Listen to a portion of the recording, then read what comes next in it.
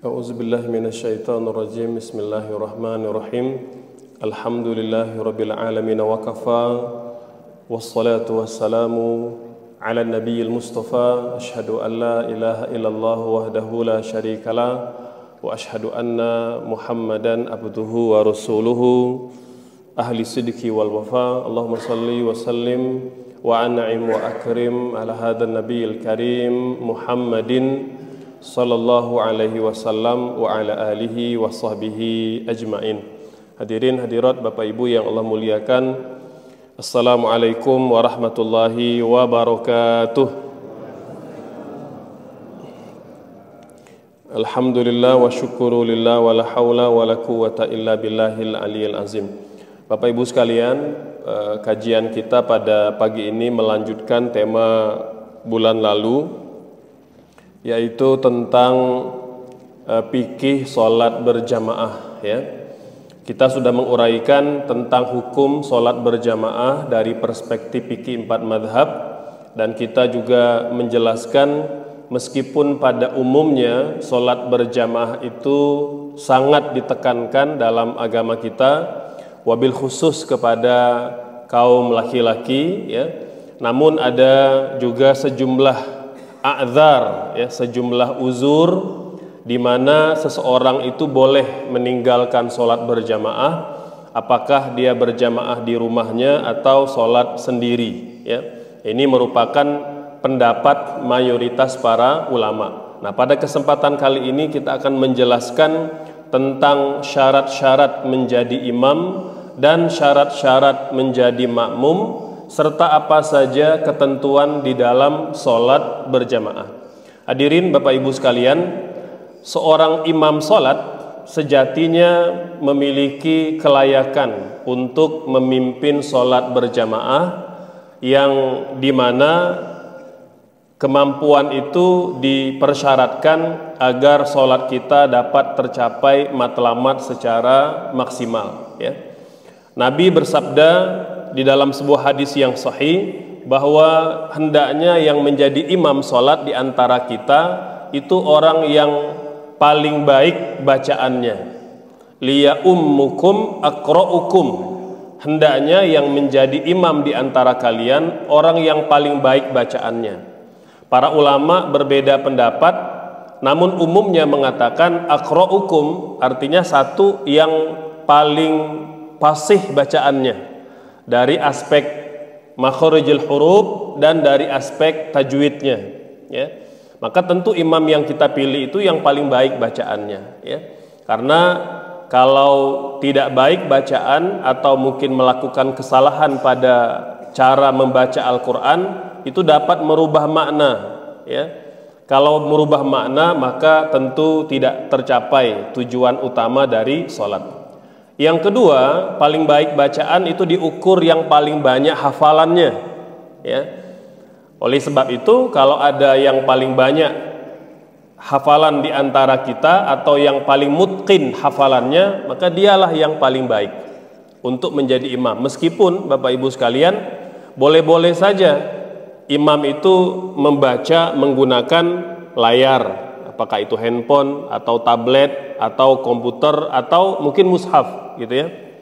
Namun seperti mana yang Allah firmankan dalam Quran surah Al-Muzammil, faqra'u ma tayassara minal Quran. Jadi bacalah apa yang mudah untuk kalian baca di dalam sholat. Jadi kalau kita bandingkan mana yang lebih baik, membaca banyak surah tapi tidak dihafal, hanya menggunakan layar, tapi yang kedua membaca sedikit surah yang dia hafal, maka Bapak Ibu yang lebih afdal membaca sedikit surah yang dia hafal daripada banyak tapi dia tidak hafal, gitu. Nah, ini diantara ketentuan umum bagi seorang imam. Hadirin Bapak Ibu yang Allah muliakan, setidaknya ulama menetapkan 8 syarat untuk menjadi imam. Ya. Yang pertama, seperti yang tadi kita uraikan, yang paling fasih bacaannya, ya, liya ummukum aqra'ukum Qur'anan. Ya, hendaknya yang menjadi imam di antara kalian orang yang paling aqra', Aqra itu yang paling fasih ya bacaannya. Jangan sampai melakukan kesalahan-kesalahan yang fatal dalam melafalkan ayat-ayat Al-Qur'an. Karena ayat Al-Qur'an Bapak Ibu sekalian, berbeda mat panjang pendeknya itu dapat merubah makna. Ya, dapat merubah makna. Misalnya ada ayat dalam Al-Qur'an mengatakan misalnya la in syakartum la azidannakum wa la in kafartum inna azabi lasyadid. Ya. La Bapak Ibu mungkin terdengar oleh sebagian masyarakat muslim itu artinya tidak. Ya.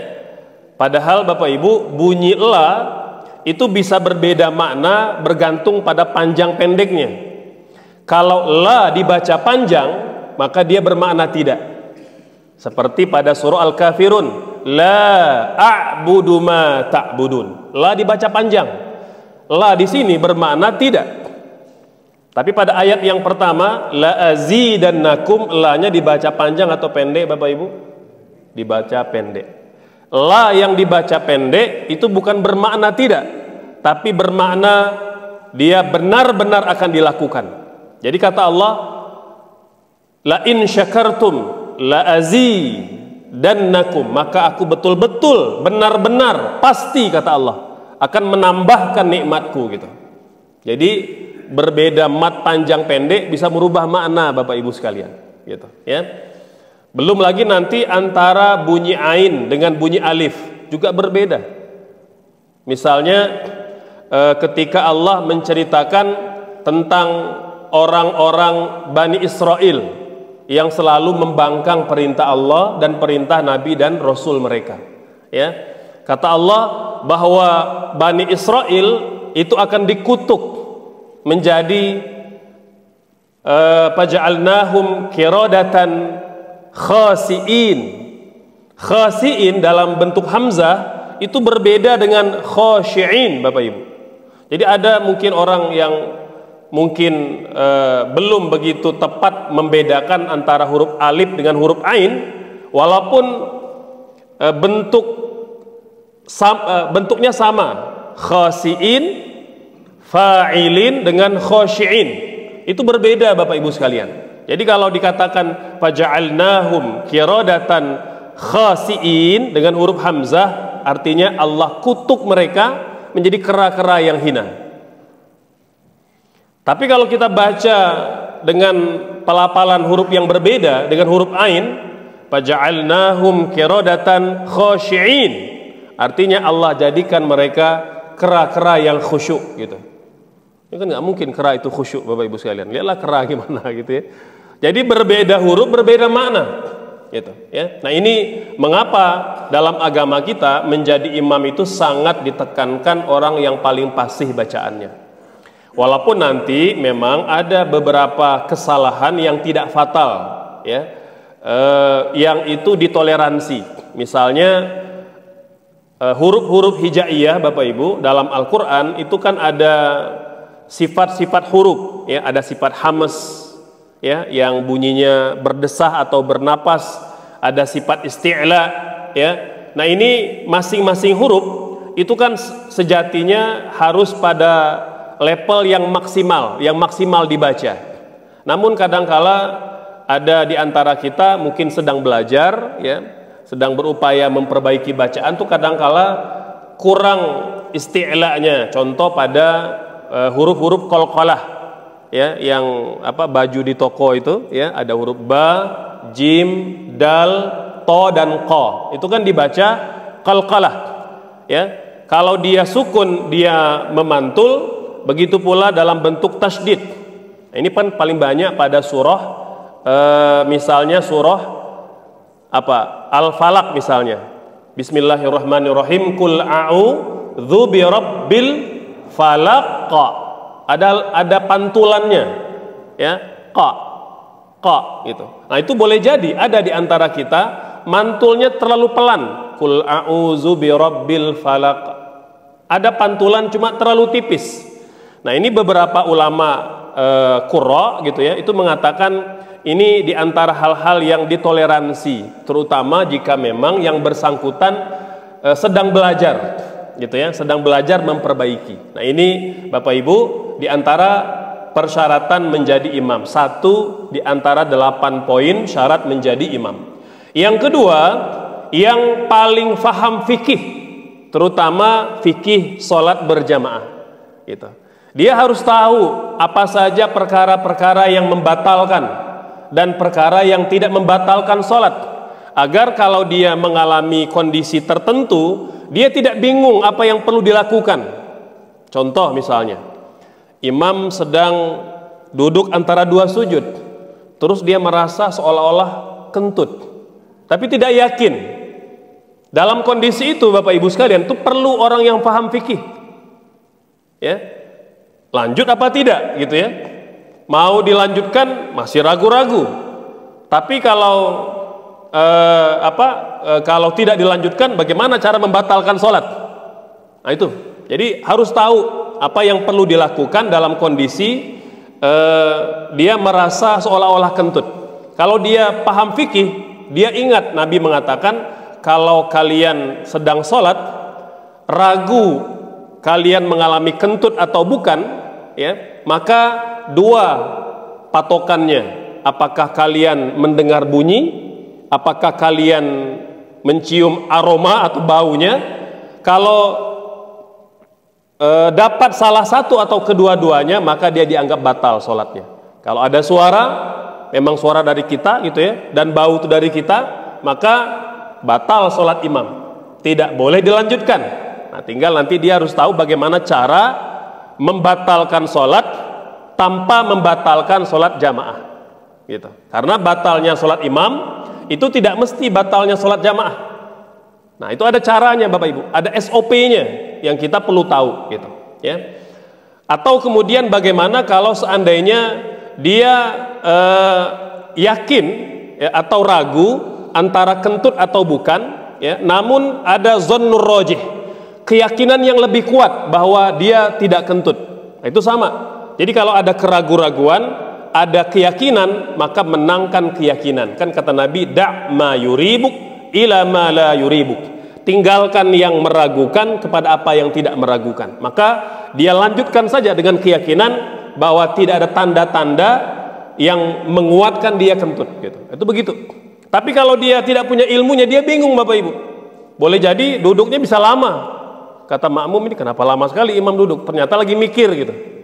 Lagi mikir lanjut sholatnya atau tidak. Nah itu begitu ya. Nah, ini perlu Bapak Ibu sekalian, kita perlu paham.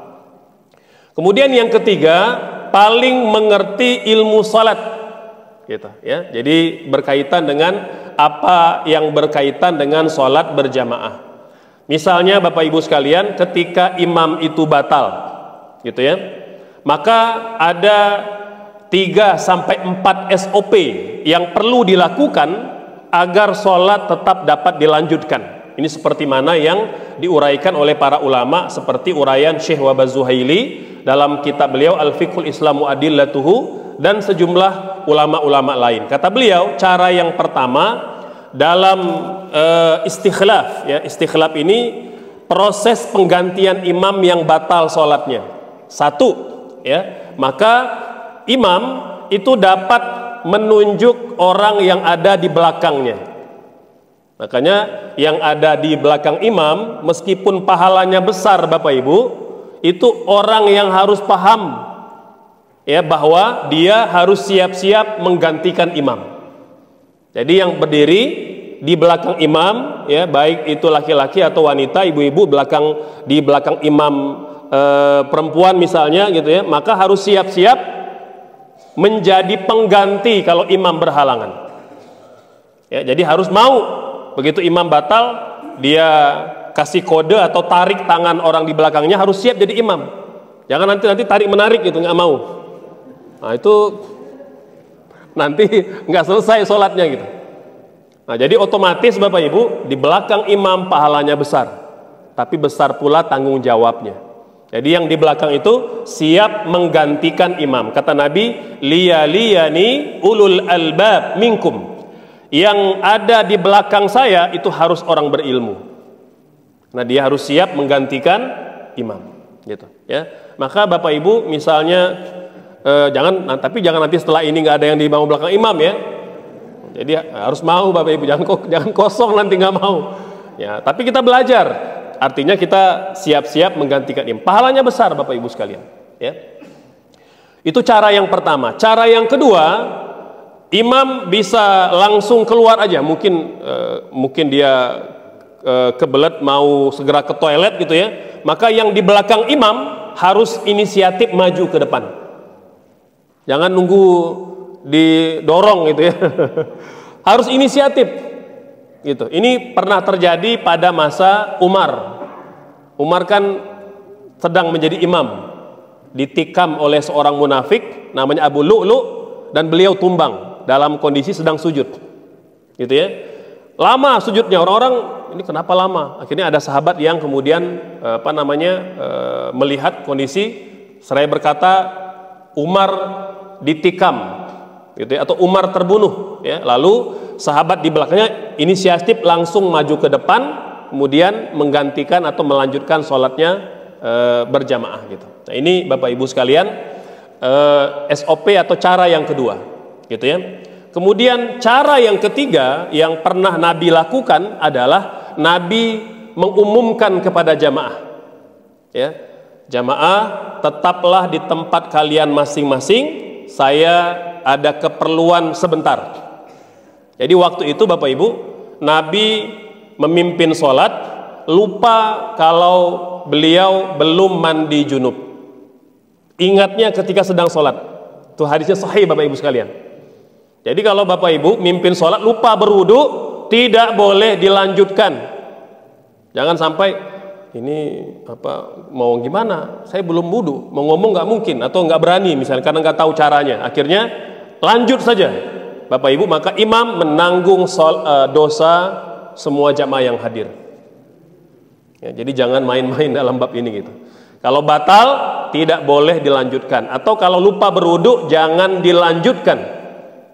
Ya, maka SOP yang ketiga yang Nabi lakukan, Nabi menghadap ke jamaah, kata beliau, tetap di tempat kalian masing-masing, saya ada keperluan. Maka Nabi segera pulang ke rumahnya, kemudian Nabi mandi, Nabi berpakaian dan kembali ke masjid, langsung memimpin sholat kembali. Kata sahabat di belakangnya, kami masih melihat rambut Nabi basah. Subhanallah. Nah, itu Bapak Ibu. Nah, itu kalau memang rumahnya imam sebelah masjid.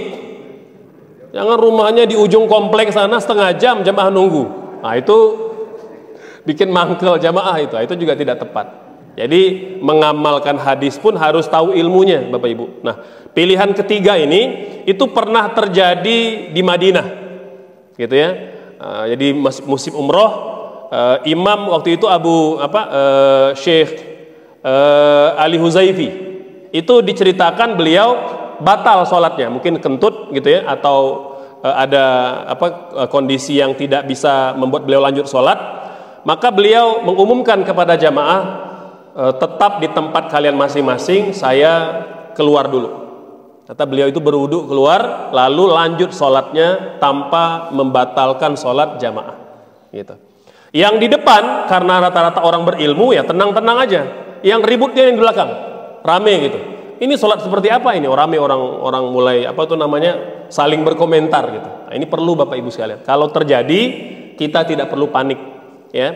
Artinya kita tunggu saja sampai imam kembali gitu, ya. Ustadz, bagaimana kalau imam nggak kembali misalnya?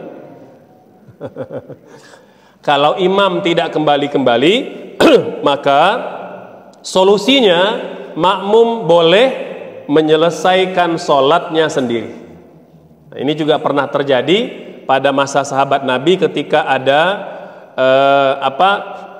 staf atau pengawalnya Utsman gitu ya, dikatakan Utsman itu ditikam. Jadi memang ada orang munafik merencanakan membunuh Utsman, tapi hari itu Utsman sedang sakit, digantikan oleh pengawalnya pribadinya ya, maka pengawal pribadi beliau ditikam ya, lalu akhirnya ada beberapa makmum yang melanjutkan sholatnya sendiri gitu. Nah, ini Bapak Ibu yang Allah muliakan, di antara SOP kalau imam berhalangan dan tidak bisa melanjutkan sholat berjamaah, gitu ya. Maka dia perlu paham fikih. Nah, ini persyaratan kedua menjadi imam, ya. Yang ketiga, poin yang ketiga ya. Jadi paling mengerti ilmu sholat. Jadi yang pertama paling fasih bacaannya, yang kedua paling paham fikih, dan yang ketiga paling mengerti ilmu sholat. Persyaratan yang keempat, imam tidak boleh wanita, kecuali jamaah semuanya wanita. Ya, jadi terlarang ya, dan tidak sah sholat apabila ada jamaah laki-laki yang menjadi imamnya adalah wanita, gitu. Seperti mana yang disuarakan oleh beberapa ilmuwan atau cendekiawan barat atau orang yang punya pandangan liberalisme, gitu ya. Itu sama mengatakan, lah ini kan zaman emansipasi wanita, laki-laki boleh menjadi imam, mengapa perempuan tidak? Nah, dalam Islam Bapak Ibu itu tidak dibenarkan, ya. Menjadi pemimpin sholat itu wajib laki-laki. Kalau ada jamaahnya laki-laki walaupun satu orang, gitu ya. Nah, kecuali kalau semuanya perempuan, imamnya boleh laki-laki atau boleh perempuan. Kalau memang di situ tidak ada laki-laki, semuanya perempuan, gitu ya. Kemudian yang kelima, sah sholatnya, ya. Artinya Bapak Ibu sekalian, syarat sah sholat itu misalnya imamnya menghadap kiblat, ya. Kemudian imamnya sudah akil baligh kalau sholat fardu, maka tidak boleh anak kecil. Kita pernah ceritakan sebelum ini ya Bapak Ibu, di rumah kalau sholatnya fardu maka cucu anak kita di rumah yang belum baligh tak boleh menjadi imam sholat, kecuali kalau sholat sunnah dan memang cucu atau anak kita bacaannya bagus, itu boleh. Seperti yang mungkin pernah viral di YouTube, ya, ada anak kecil mimpin sholat, maka itu sholatnya sholat sunnah. Kalau sholat fardu tidak boleh anak yang belum akil baligh, ya. Tapi Ustadz, anak-anak kami atau cucu di rumah nanti kalau tidak jadi imam dia nggak mau sholat, maka boleh ibu atau neneknya di belakang, tapi niatnya bukan makmum kepada cucunya, hanya untuk menggembirakan hati anak atau cucunya, biarkan dia di depan. Tapi ibu bapak sekalian tidak bermakmum kepada anak kecil yang belum baligh, gitu ya. Dan sholatnya imam juga harus menghadap kiblat. Ya, ini ada imam bisa menghadap kiblat tapi tidak hadap kiblat, maka tidak boleh diikuti sholatnya. Jadi imam itu harus sah sholatnya, gitu. Barulah makmum mengikuti. Atau misalnya imam tidak menutup aurat, juga tidak sah sholatnya, gitu ya. Atau imam tidak berwudu, gitu ya. Misalnya dia mengatakan, Bapak Ibu saya belum wudu tapi saya mimpin sholat juga, itu nggak boleh. Jadi imam harus sah sholatnya. Kemudian persyaratan yang keenam, ya, diridhoi makmumnya. Nah, ini terutama Bapak Ibu dalam mazhab Syafi'i, imam itu haruslah orang yang diridhoi. Artinya orang yang memang diridhoi akhlaknya, diridhoi sikap perilakunya. Jangan sampai orang yang tidak diridhoi oleh masyarakat, itu nggak boleh. Jadi harus orang yang diridhoi, karena dia menjadi pemimpin umat, ya, di tengah masyarakat. Selanjutnya yang ketujuh, imam rawatib. Nah Bapak Ibu, meskipun imam itu boleh siapa saja, namun umumnya para ulama menekankan imamnya rawatib. Apa itu imam rawatib Bapak Ibu? Imam rawatib, imam tetap, dia tidak berganti-ganti. Maka seperti yang diterapkan di Fathul Ummah sudah benar, imamnya tetap Bapak Ibu.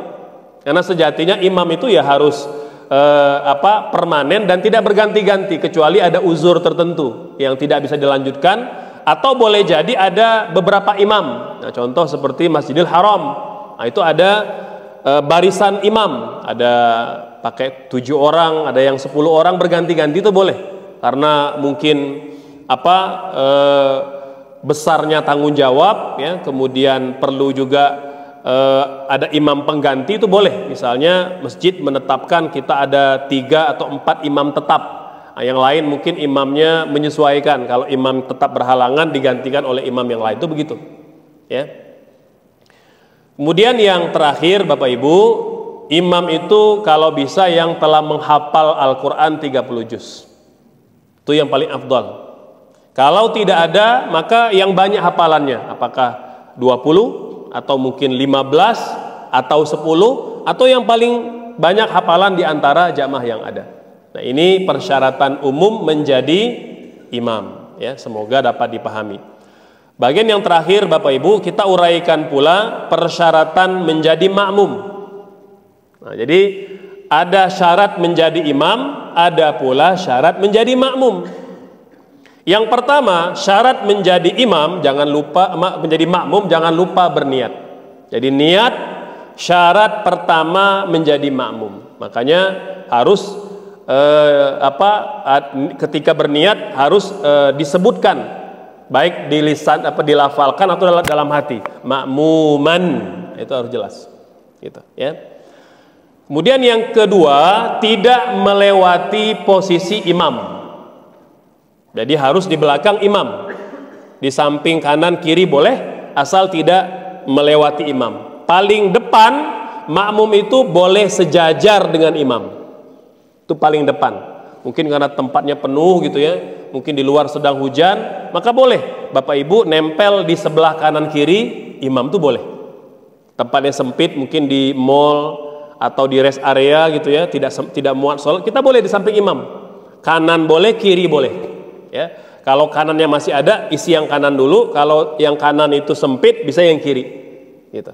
Jadi paling depan makmum itu sejajar dengan imam, tidak boleh ke depan walaupun 1 senti, nggak boleh. Karena persyaratan menjadi makmum itu harus berdiri sejajar dengan imam, lebih afdal di belakang imam. Kemudian yang ketiga, tahu gerakan imam. Imamnya ruku, sujud, dia harus tahu.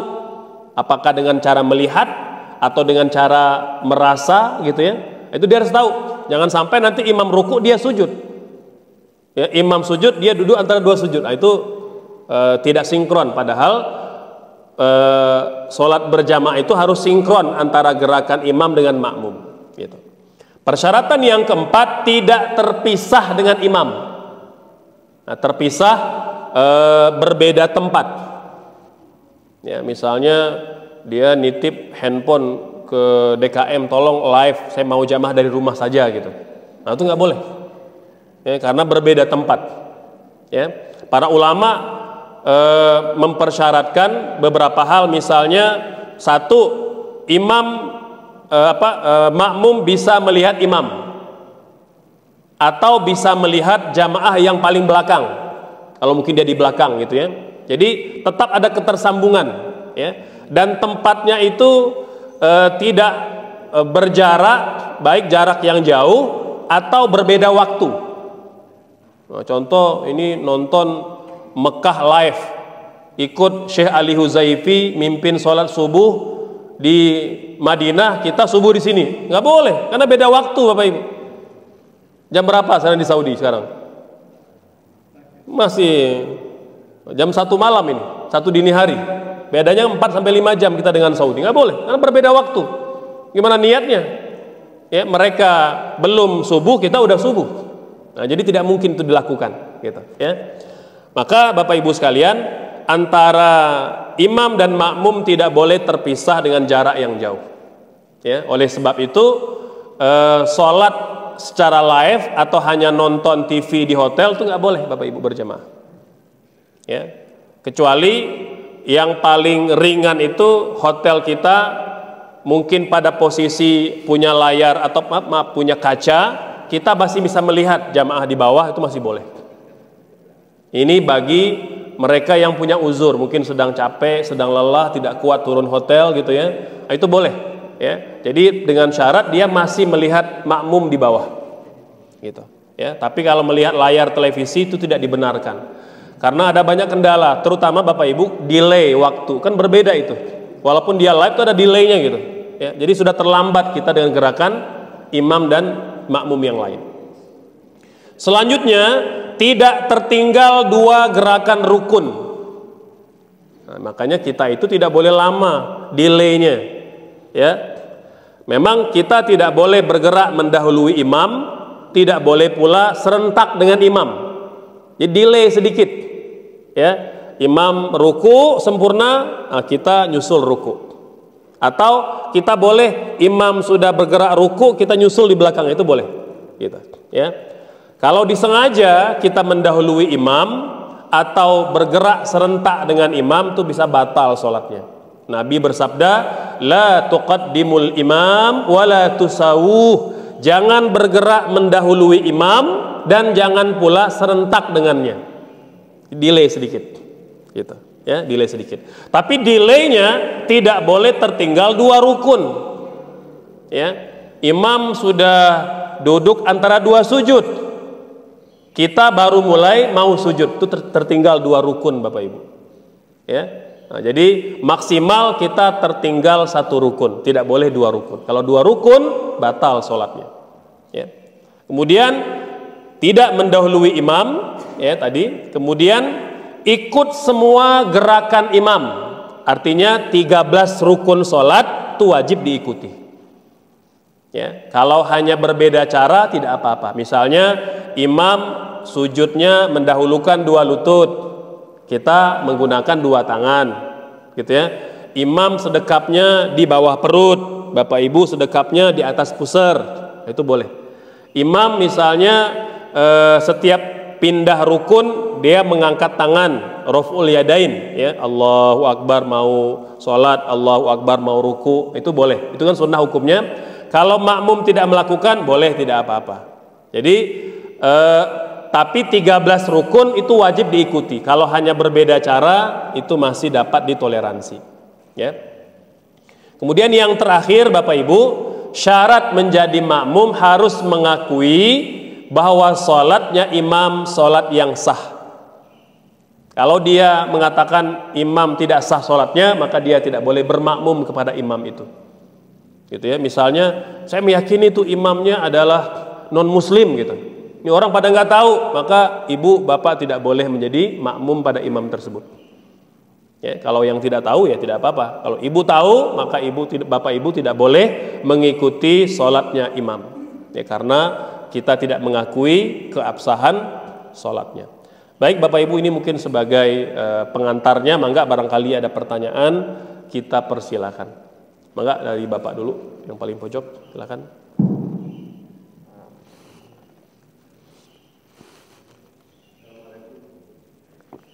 Waalaikumsalam, mangga Bapak.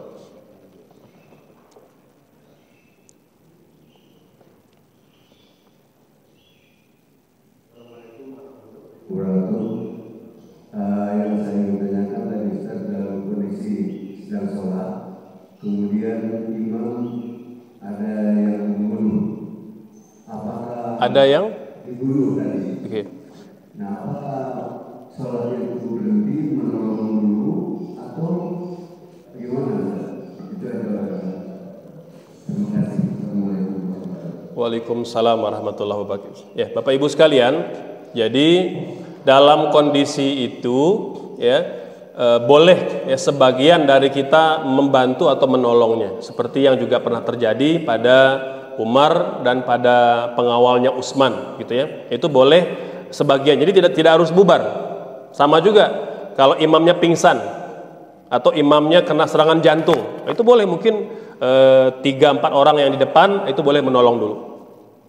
Ya, jadi dihentikan sholatnya. Lalu untuk jamaah tadi bisa misalnya dilanjutkan sholatnya atau sholatnya masing-masing. Itu pernah terjadi juga pada kasus ada sahabat yang juga ditikam. Itu ada yang mengumumkan sholatlah sempurnakan sholat masing-masing, sehingga jamaah semuanya menyelesaikan sholat masing-masing. Jadi misalnya tadi sempat 2 rakaat bersama dengan imam, tinggal sempurnakan 2-nya sendiri. Itu sama juga Bapak Ibu, ini juga perlu tahu ya. Jadi fikih darurat. Nauzubillah, kita berlindung kepada Allah dari segala musibah atau bencana. Misalnya ada gempa, gitu ya. Kita sudah sholat 2 rakaat ini.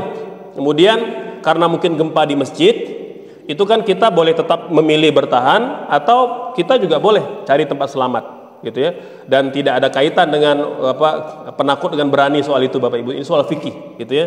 Jadi kalau gempa dan kita melihat insting kita berbicara ini tidak selamat, maka segera berlari ke tempat yang aman ya. Jadi contoh dari masjid pindah lari ke lapangan, maka Bapak Ibu boleh lanjutkan 2 rakaat di tengah lapangan walaupun tadi berlari, karena berlari itu tidak membatalkan sholat dalam kondisi ada keadaan yang darurat. Nah itu begitu ya. Jadi lari aja, lari cepat selamat, mungkin ke lapangan atau cari segitiga selamat gitu ya. Lalu kemudian sempurnakan 2 rakaat yang tadi belum sempurna. Nah, itu begitu ya. Jadi kalau kondisi imamnya sedang serangan jantung atau pingsan, sebagian boleh menolong ya. Kalau dilihat misalnya kondisinya perlu segera dipanggilkan ambulan, maka segera kita yang menolongnya gitu. Kalau saran saya bisa begitu Bapak Ibu sekalian. Jadi sebagian tetap melanjutkan sholatnya, sebagian menolong ya, karena boleh jadi Bapak Ibu itu waktu-waktu ketika imam kena serangan jantung masih mungkin tertolong kalau bagus penanganannya gitu ya. Nah, tapi tentunya yang betul-betul yakin ya, artinya dia bisa berbuat demikian. Jangan sampai nanti kita justru memperparah keadaan gitu ya. Begitu Bapak. Wallahu a'lam. Ya, mangga Ibu dulu ya, nanti baru ke Bapak. Ya, silakan Bapak Ibu. Tadi kata Pak Ustadz lebih baik pendek tetapi hafal daripada surat Al-Baqarah. Gimana kalau seandainya imam pun mempergunakan mushaf? Nah itu yang pertama. Yang kedua, kalau perempuan bermakmum dengan imam perempuan, posisinya apakah imam itu sejajar atau tetap harus lebih berdiri di depan? Ya. Terima kasih atas jawabannya. Baik, Bapak Ibu sekalian, yang pertama tadi menggunakan mushaf ya. Jadi tadi kita katakan boleh tidak imam sholat memakai mushaf Bapak Ibu? Boleh. Jadi jawaban pertama boleh ya. Hanya saja saya sampaikan tadi lebih afdal tidak menggunakan mushaf gitu. Jadi kalau itu terjadi ya tidak apa-apa, kita lanjut saja sholatnya gitu. Tapi jika memungkinkan, prinsip utamanya adalah kita tidak menggunakan mushaf agar lebih fokus Bapak Ibu ketika kita memimpin sholat. Karena kalau melihat mushaf itu kita membaca itu memang ini pengalaman ya, para ulama dan para qurra itu memang tidak fokus ya. Jadi makanya kita diharapkan sholat dalam kondisi yang lebih khusyuk, itu tanpa terganggu oleh layar atau oleh bacaan apapun di depan kita gitu ya. Karena kalau mushaf itu Bapak Ibu walaupun mungkin tidak ada ukiran macam-macam, nanti dia kadang-kala itu tidak fokus ya. Saya belum pernah melakukannya, tapi keterangan banyak teman-teman yang pakai mushaf katanya itu khusyuknya tidak bisa sempurna seperti mana yang tidak pakai mushaf. Jadi terganggu. Bahkan kalaupun ada imam yang hafal, di depannya masih ada mushaf, itu terganggu juga. Makanya memang disarankan di depan kita itu tidak ada apa-apa, tidak ada bacaan, tidak ada apapun, karena bisa mendistrak fokus kita dalam memimpin sholat gitu ya. Makanya juga Bapak Ibu dilarang atau makruh hukumnya kalau pakai baju t-shirt atau jaket atau apapun itu yang ada tulisan. Itu kebaca itu mengganggu sekali. Ya. Termasuk gambar juga. Jadi tidak hanya membaca juga, kadang tiba-tiba menghayal gambar gitu ya, karena ada gambar burung, mulai itu burung, itu gitu. Jadi dihindari. Ya, yang kedua, bagaimana kalau wanita menjadi imam? Posisinya boleh 2 Ibu, boleh sejajar bersama dengan makmum yang lain, boleh ke depan sedikit, tidak ada persoalan. Yang penting ke depannya itu dalam kondisi yang aman gitu ya. Mengapa dibedakan laki-laki dengan perempuan? Karena waktu di Madinah gitu ya, memang dalam kondisi kan masjid terbuka ya, dan begal itu di mana-mana. Ya, jadi yang dibegal tidak cuma harta, kadang perempuan juga dibegal juga, gitu ya. Makanya menghindari itu, maka wanita itu disarankan posisinya sejajar dengan makmum yang lain, menghindari mudarat. Nah, namun di kita kan relatif aman ya, maka imam boleh di depan, ya pada posisi yang wajar, sama dengan laki-laki. Di depan boleh, sejajar dengan yang perempuan juga boleh. Jadi tidak ada masalah Bu Ibu, tidak perlu berdebat. Tinggal nanti imam pilih yang mana. Jadi biarkan imam yang menentukan. Dia mau di depan boleh, sejajar dengan ibu-ibu juga boleh. Tidak ada masalah gitu. Ya, mungkin sebelum ke ibu kita kasih dulu ke bapak. Mana tadi yang sebelah kiri? Ya, biar antri ya. Waalaikumsalam. Dalam persyaratan menjadi imam kan ada paling bacaan yang paling mahal di dalam kasus ada tempat umum di rest area mereka tidak sering kenal dengan jamaah yang lain.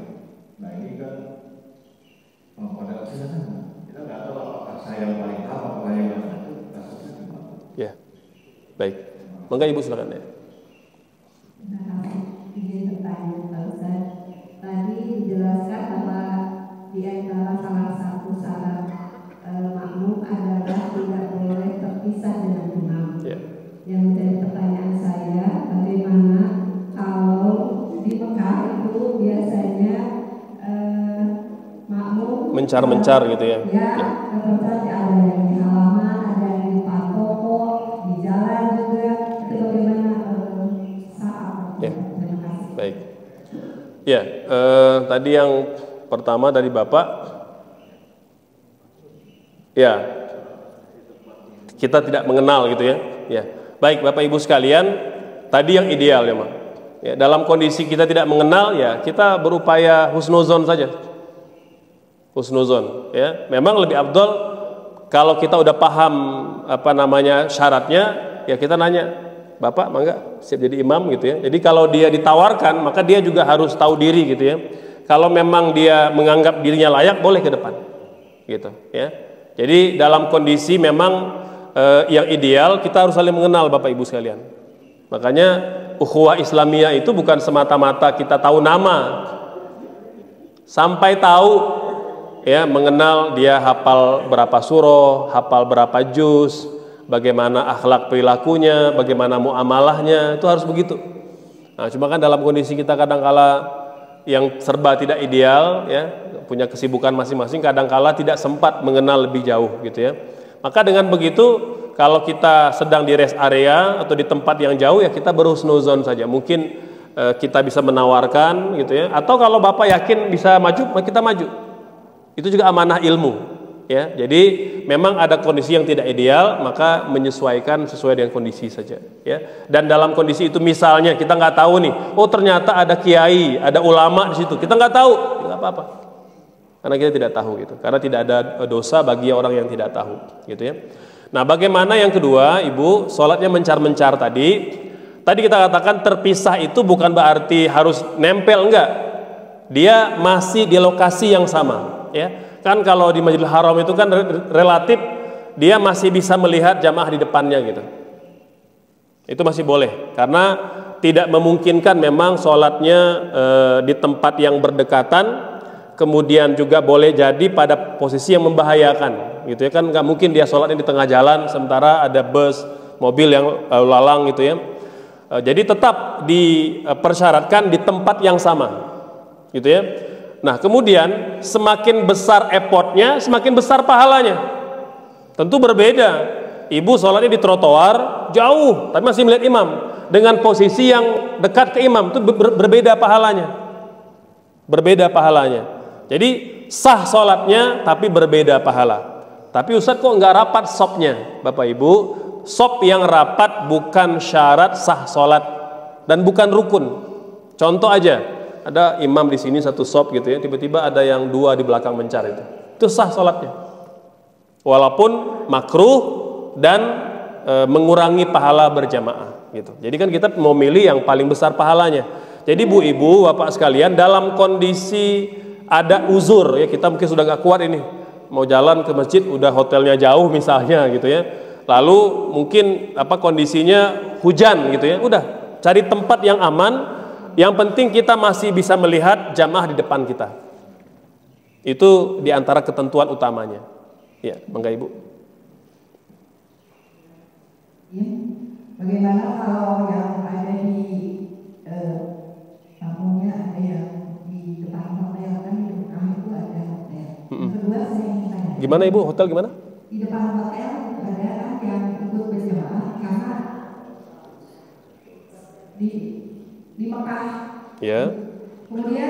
ada yang sholat di depan hotel tidak di halaman Masjid Haram gitu kan?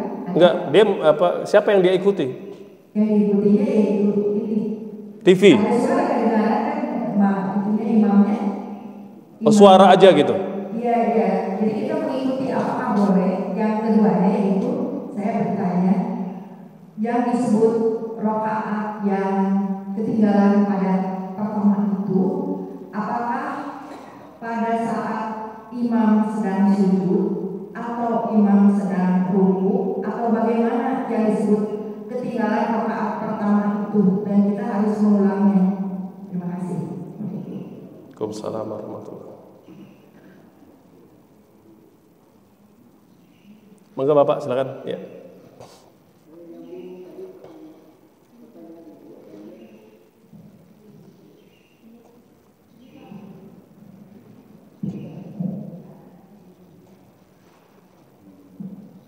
Assalamualaikum warahmatullahi wabarakatuh. Waalaikumsalam warahmatullahi wabarakatuh. Menyambung tadi dengan pertanyaan ibu-ibu.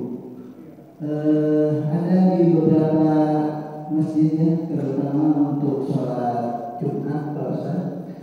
Ini kan ada karena keterbatasan, mungkin keterbatasan tempat jamaahnya banyak. Ada yang 2 lantai, tapi posisinya tidak seperti kita ini kelihatan. Jadi 2 lantai yang bawahnya itu sama sekali tidak melihat imam, tidak melihat makmum yang paling belakang. Baik, kalau yang belakang mungkin lihat, tapi yang di depan kan lihat ya mending kalau mungkin ada CCTV ya, ada monitor gitu. Nah itu gimana? Apakah sah atau tidak makmumnya untuk mengikuti pada saat terutama yang sholat Jumat ya? Assalamualaikum warahmatullahi wabarakatuh. Ya. Baik, Bapak Ibu sekalian, yang pertama sholat hanya mendengar suara, tapi tempatnya berbeda, maka dia tidak dianggap berjamaah, Bapak Ibu sekalian. Ya, kalau begitu Ibu sama aja dengan live tadi, ya, atau pasang nelpon teman gitu ya. Sudah mulai belum sholat sekarang? Udah mulai, udah. Saya dari rumah aja gitu, dengar suaranya gitu. Itu begitu Bapak Ibu. Sama. Jadi itu tidak dianggap sholat berjamaah. Jadi sholat berjamaah itu kalau berbeda tempat, kalau berbeda tempat dia harus melihat jamaah yang paling belakang. Contoh ini penuh nih, penuh semua karena sholat Idul Fitri misalnya. Nah, itu yang paling belakang harus melihat jamaah yang di depannya. Jadi masih nyambung itu. Dengan melihat jamaah yang paling belakang dianggap masih tersambung, masih ittisal jamaahnya antara yang di belakang dengan yang di depan. Gitu. Nah berbeda halnya dengan yang kedua tadi, Bapak masih nyambung. Di tempat yang sama tapi tidak melihat imam. Nah, ini masih diperbolehkan dalam kondisi memang tempat yang terbatas. Ya, karena penuh, kan seperti Masjidil Haram. Di satu tempat, tapi kan ada karena penuh kita terhalang dinding misalnya, ya, terhalang tembok. Nah, itu masih boleh. Asal tempatnya sama. Ya, tapi kalau tempatnya berbeda, maka kita syaratnya harus melihat imam makmum yang paling belakang. Masih terlihat gitu, ya. Kemudian 1 rakaat, bagaimana cara menghitungnya? Bapak Ibu sekalian, sepakat ulama 4 mazhab tanpa ada perbedaan, yang dihitung 1 rakaat adalah idrak ruku'il imam. Ya, dia sempat ruku bersama imam. Ya, ruku yang tumakninah.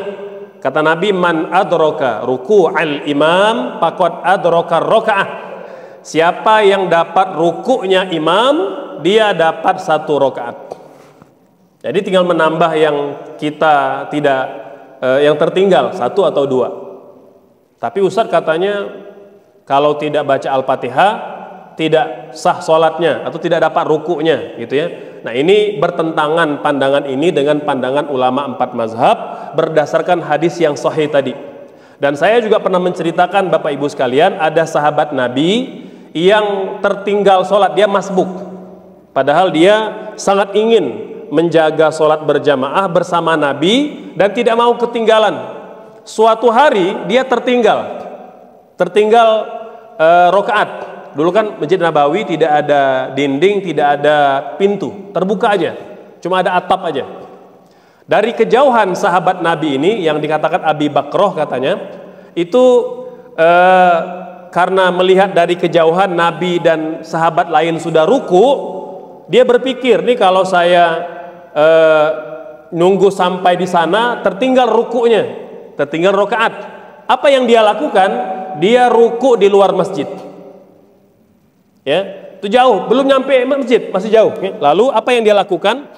Dia berjalan dalam ruku. Jadi kan Nabi masih di depan tuh. Dia ruku langsung Allahu Akbar, setelah berniat langsung ruku. Lalu dia berjalan. Gitu. Karena nggak mau ketinggalan itu. Karena kalau dia jalan, baru ruku nanti nyampe di masjid, Nabi sudah i'tidal, terlambat sudah. Maka dia ruku di luar masjid. Dan berjalan Bapak Ibu. Subhanallah. Ya, begitu selesai sholat, ya dia tidak menambah rakaat. Tapi ada yang ngadu, ada yang melihat gitu ya. Ya Rasulullah, Abi Bakrah tadi ruku di luar masjid. Nah jadi pengen ya harus ngulang dong, harus nambah rakaat yang tertinggal, gitu kira-kira. Kata Nabi, zadakallahu hirsan wala tu'id. Semoga Allah menambah disiplinmu dalam sholat berjamaah dan tolong jangan diulang, kata Nabi. Dan hadis ini tidak ada kalimat Nabi nyuruh dia nambah rakaat. Apa kesimpulannya?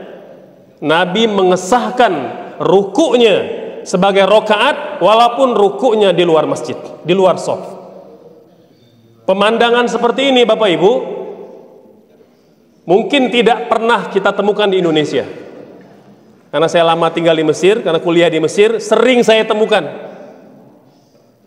Jadi biasa itu, ya. Dan Bapak Ibu kalau mungkin lama tinggal di beberapa negara Arab, yang seperti sering kita temukan, ruku di luar shaf, tapi dia tidak berjalan gitu. Tidak berjalan. Saya pernah temukan itu, dia ruku di luar shaf, ya, nunggu imam dulu, i'tidal, sami Allahu liman hamidah, baru dia jalan. Ngejar ke shaf gitu. Itu begitu. Pemandangan seperti ini akan sering Bapak Ibu temukan di negara Arab. Karena mereka belajar. Itu. Kita mungkin belajar, cuma tidak berani mengamalkan. Karena dianggap nanti ini ajaran sesat mana pula ini. Nah, itu begitu. Ya, sama kan tadi seperti cerita Syekh Ali Huzaifi nyuruh orang tetap berdiri. Kan itu ada yang berkomentar di belakang, ini ajaran sesat mana ini? Ada yang berkomentar begitu. Karena tidak paham. Gitu, ya. Jadi dapat ruku Ibu, dapat 1 rakaat. Gitu, ya. Jadi pandangan yang berbeda, ya kita hargai itu pandangan mungkin beberapa pekiai, ya. Namun kalau kita merujuk pada pandangan ulama 4 mazhab, semuanya mengakomodir hadis Nabi tadi, juga hadis Abi Bakrah juga, bahwa dapat 1 rakaat walaupun tidak sempat membaca Al-Fatihah itu dikecualikan, ya. Jadi sebagai apa? Sebagai keringanan atau rukhsah. Begitu Ibu, ya, semoga jelas. Jadi sudah terjawab juga tadi apa yang tadi Bapak sampaikan. Mangga dari sini tadi ada yang nanya ya, mangga Bapak silakan. Nanti baru ke sini ya. Mangga Bapak dari sini dulu. Oh, ada sini juga ya. Mangga Bapak duluan ya. Tadi yang duluan ngacung ya. Ada mic Kang. Ya. Bapak yang paling ujung, nanti baru yang sebelah sini, nanti baru yang sebelah kanan.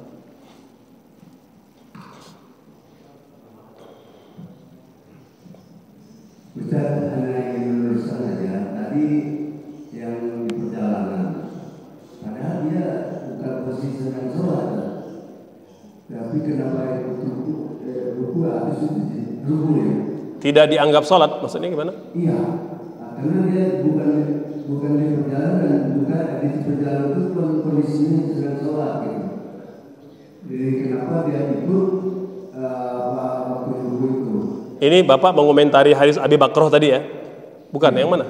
Ya, tadi kan kita bilang karena ingin mengikuti imam, padahal dia sedang jauh dari perjalanan. Perjalanan berarti dia bukan kondisi sholat, tetapi kenapa dia ikut ruku gitu? Baik, baik ya. Maka Bapak silakan. Ya.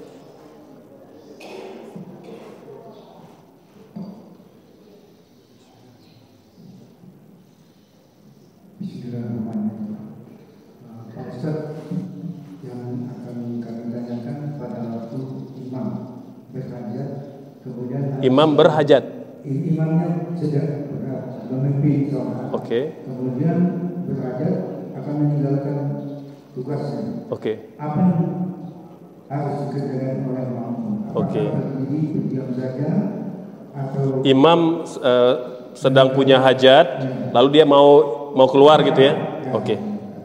Kemudian, andai kata terlalu lama, apakah harus diteruskan oleh masing-masing jemaah? Terima kasih. Assalamualaikum. Waalaikumsalam. Mangga Bapak silakan. Tadi sebelah sini Bapak. Ya.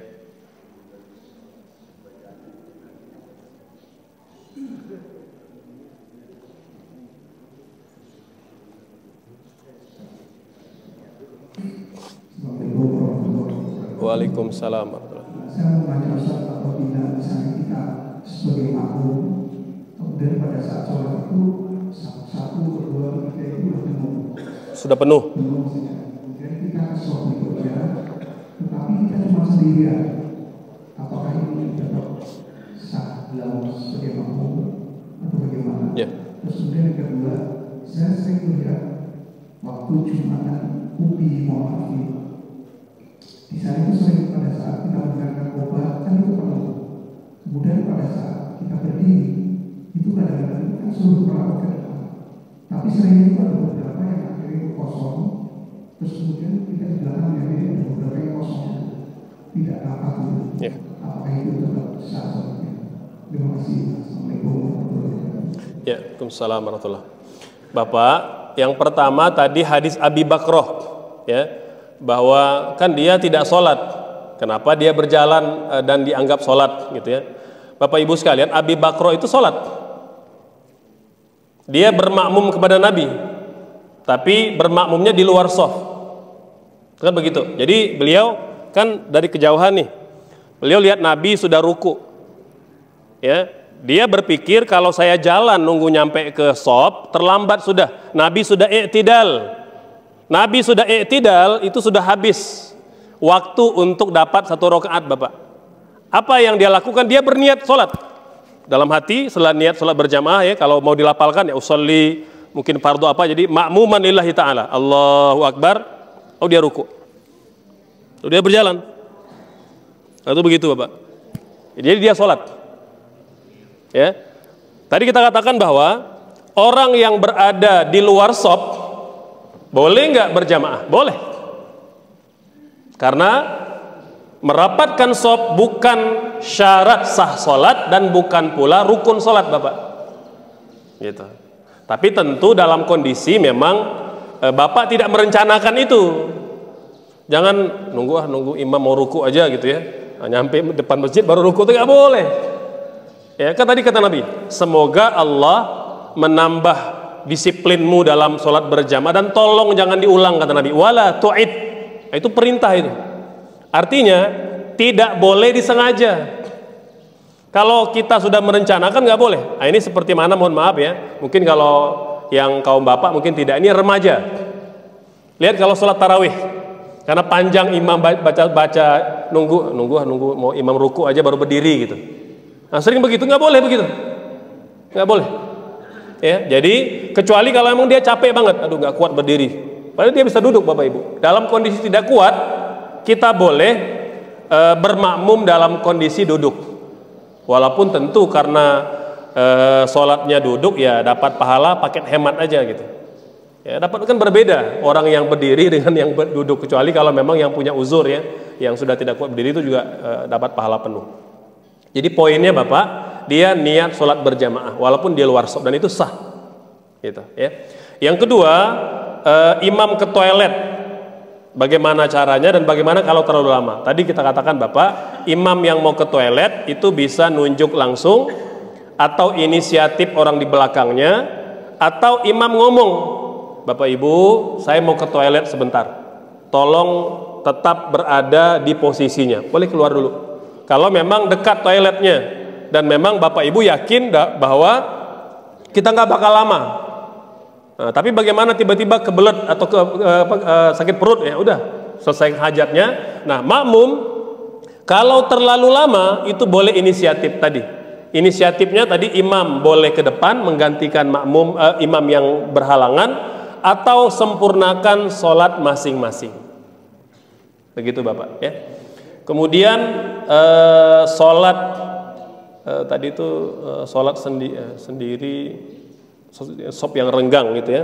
Baik Bapak Ibu sekalian, dalam kondisi sop sudah penuh, itu kita boleh meminta yang di tengah belakang imam, mungkin sop ketiga gitu ya, itu untuk mundur ke belakang, boleh. Kita tepuk bahunya gitu ya. Makanya Bapak Ibu kalau dalam bab ini kita perlu paham fikihnya agar kita tidak kaget. Ini siapa yang nepuk bahu saya gitu ya. Nah, jadi kita harus tahu bahwa kalau kita paham ilmunya, oh dia nepuk bahu saya, kita lihat mungkin dia sendiri, kita mundur ke belakang. Nah, itu. Tapi Ustadz, kalau jauh mundur ke sop keempat kurang dong pahalanya. Nah, Bapak Ibu, orang yang mundur ke belakang dapat double pahalanya. Pahala yang pertama tidak berkurang, ditambah pahala mendampingi orang di belakang. Jadi double pahalanya. Sama juga tuh yang di sop, yang di belakang imam kan kalau cuma satu sop gitu ya, kan kita di belakang sendiri nih. Kita boleh, jadi milihnya yang tengah, jangan milih yang di pojok, milihnya yang di tengah belakang imam. Tepuk bahunya, tarik ke belakang.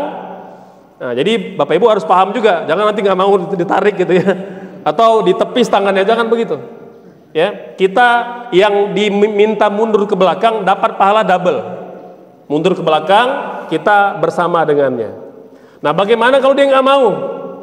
Kalau nggak mau jangan dipaksa Bapak, jangan dicekek lehernya gitu ya. Jangan. Kalau dia nggak mau, Bapak sholat di belakang imam, walaupun sendiri tetap dapat pahala berjamaah. Yang penting kita sudah ikhtiar, gitu ya. Nah, bagaimana kalau sopnya renggang? Tadi kan karena maju ke depan, akhirnya ada beberapa sop yang renggang. Sholatnya sah, ya, sholatnya sah. Hanya memang ya kurang afdol karena sopnya banyak yang renggang, gitu.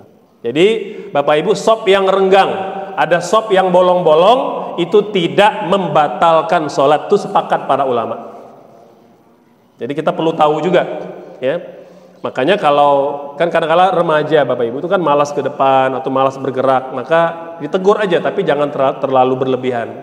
Ya, jadi kita juga perlu paham fikih sehingga anak-anak yang sedang belajar sholat itu tidak trauma ke masjid, gitu. Ya, jadi biarkan, kalau memang dia nggak mau maju nggak apa-apa. Yang penting kita udah ngingetin, nah ke depan, penuhkan sop depan. Kalau dia tetap nggak mau, biarkan aja. Karena sop yang renggang, bahkan banyak sop yang bolong, sepakat para ulama tidak membatalkan sholat. Dia hanya mengurangi pahala berjamaah saja. Gitu, gitu Bapak. Kenapa?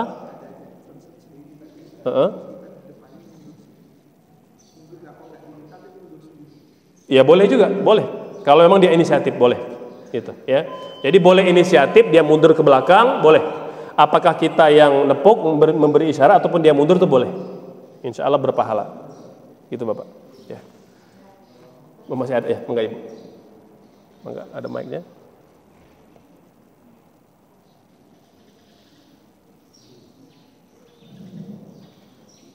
Ini saat sedang sholat, tiba-tiba ada tamu misalnya menggedor-gedor pakaian. Nah,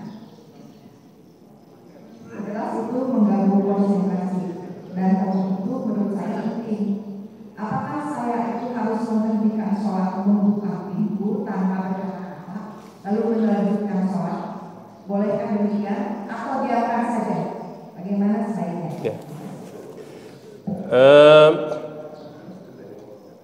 Kalau posisinya di dalam rumah gitu ya, misalnya kamar kita dan kita kenal yang menggedor pintu itu siapa dengan yakin gitu ya, ya kita boleh membuka asal mungkin jaraknya dekat. Kita sholat mungkin di belakang pintu, tinggal kita buka saja.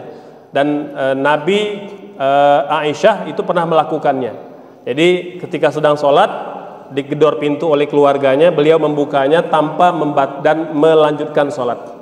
Itu bisa begitu, ya. Nah, tapi kalau misalnya kita nggak kenalin suara siapa, ya jangan dibuka. Bisa orang jahat gitu ya, karena kita nanti beresiko gitu. Dan apalagi kalau tempatnya jauh, kita di lantai 2 gitu ya, orang ngebel pintu, atau ada yang bilang paket gitu ya, jangan dibuka dulu, ya. Nah, jadi Bapak Ibu, kalau dalam begitu saya sarankan sempurnakan sholatnya. Kecuali kalau memang ketukannya ketukan emergensi gitu ya, mungkin dari mungkin ada panggilan darurat gitu ya, kita batalkan sholatnya, kita buka pintu, mungkin perlu berbicara dulu, baru kita lanjutkan sholat, mengulang sholat ya, dari awal lagi gitu. Jadi kalau dipertimbangkan berdasarkan dekat dan kita kenal atau tidak dengan sumber suara, ya, dan kalau memang perlu berbicara maka batalkan saja sholatnya. Kita selesaikan dulu keperluan, lalu kita ulang lagi sholat dari awal sempurna. Gitu Ibu. Ya. Masih ada Bapak Ibu? Pak Ustadz, masih penasaran sekali lagi. Mangga Ibu, silakan. Kan sekarang di Mekah itu suka ada hotel yang menyediakan musola yang connect ke Masjidil Haram. Nah itu kalau kita sholat di situ gimana tuh Pak Ustadz? Ya, baik Bapak Ibu sekalian, memang betul ya, sholat di hotel ring 1 itu rata-rata memang ada panoramiknya gitu ya, panoramik view-nya gitu ke Masjidil Haram, itu diperbolehkan Ibu. Selama kita masih bisa melihat imamnya atau melihat jamaahnya, itu diperbolehkan. Tentu ya pahalanya berbeda Ibu. Tadi pahala paket hemat tadi Ibu. Gitu ya, kan kita kan beda lah sama yang turun ke hotel jauh, jalan itu memang beda gitu. Jadi Bapak Ibu sekalian, kalau saya sarankan selama ada di Masjidil Haram, kita sehat walafiat, bisa jalan, maka datanglah ke masjid. Sekurang-kurangnya sampai ke halaman masjid. Kalau kondisi betul-betul capek, betul-betul lelah, udah baru sholat di tempat seperti itu, gitu ya. Saya juga pernah begitu ya, kan kalau dampingi jamaah kan kadang-kala kalau sudah capek banget kan, terakhir itu saya diminta dampingi beberapa remaja muslimah gitu ya. Ustadz pengen ditemani daki Gua Hiro. Memang kondisi sedang lelah gitu ya.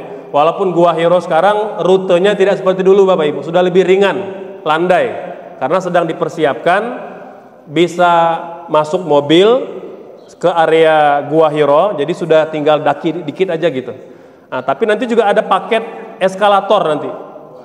Eskalator langsung nyampe ke Gua Hiro. Subhanallah. Karena ya mungkin pemerintah ya berharap juga mendapat fee dari situ ya, karena kan juga perlu mengembangkan pariwisata gitu ya. Nah itu boleh gitu ya. Jadi intinya memudahkan. Namun kalau makanya ketika itu saya karena mendakinya masih manual, pulang capek, udah sehari itu memang di hotel, karena kebetulan hotel kita langsung menghadap ke Masjidil Haram, jadi lebih ringan gitu ya. Jadi kita kalau tidak kuat ya sholatnya tetap mengupayakan dapat melihat jamaah yang paling belakang. Tapi kalau tadi hanya mendengar suara, hotelnya di tempat yang berbeda, kita tidak melihat siapapun, maka itu tidak dianggap sholatnya berjamaah kepada imam yang ada di Masjidil Haram. Jadi pahalanya berbeda. Tetap dapat pahala yang 100.000, cuma berbeda dengan 100.000 yang sholatnya ada di halaman Masjidil Haram, itu berbeda Bapak Ibu. Jadi kata ulama, pahala 100.000 sholat di Mekah itu tidak hanya semata-mata di Masjidil Haram, tapi dimanapun masjid yang ada di tanah haram, gitu ya. Nah, namun tentu berbeda, sholatnya di hotel, sholatnya di halaman, sholatnya di dekat Ka'bah itu berbeda-beda pahalanya. Jadi semakin dekat ke imam, semakin besar pahalanya, gitu Ibu. Wallahu a'lam. Ya, iya berbeda Ibu. Cukup Bapak Ibu sekalian? Oke, alhamdulillah. Baik Bapak Ibu, dengan demikian selesai kajian kita pada pagi ini. Semoga bermanfaat dan semoga dapat kita amalkan. Demikian, barakallahu li wa lakum. Wassalamualaikum warahmatullahi wabarakatuh.